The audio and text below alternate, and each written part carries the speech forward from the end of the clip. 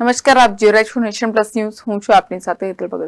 વલસાડ જિલ્લાના કપરાડા તાલુકાના અંબેટી ગામ ખાતે પોલીસની સ્વાંગમાં 2.40 લાખની લૂંટ ચલાવનાર લૂંટારુઓની પોલીસે શોધખોળ હાથ ધરી છે.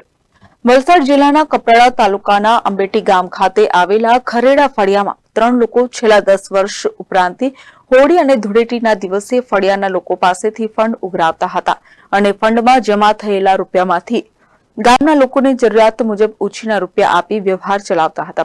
ગત 24 માર્ચના રોજ હોળી પર્વ નિમિત્તે ફંડ ફાળો એકત્રિત કરી તે મુજબ જરૂરિયાતમંદ વ્યક્તિઓને ઉછીના રૂપિયા આપવાની કામગીરી કરી રહ્યા હતા. જે દરમિયાન નંબર વગરની કારમાં 5 અજાણ્યા ઈસમોએ ઘરે આવી ફંડ ફાળાનો હિસાબ કરી રહેલા વ્યક્તિને પોતાના કબજામાં લઈ ઘરમાં મૂકેલા 1 લાખ રૂપિયા તથા 3 મોબાઈલની લૂંટ ચલાવી ફંડ ફાળો એકત્રિત કરનાર વ્યક્તિને બંધક બનાવી લીધો હતો. તે વ્યક્તિને છોડાવવા માટે વધુ 1 લાખ રૂપિયાની ખંડની વસૂલી કુલ 2.40 લાખની લૂંટ ચલાવી આરોપીઓ ફરાર થઈ ગયા હતા. ઘટનાની જાણ કપરાડા પોલીસની ટીમને થતા કપરાડા પોલીસે ઘટનાસ્થળે પહોંચી આગળની તપાસ હાથ ધરી છે. Report Nation Plus News Valsad.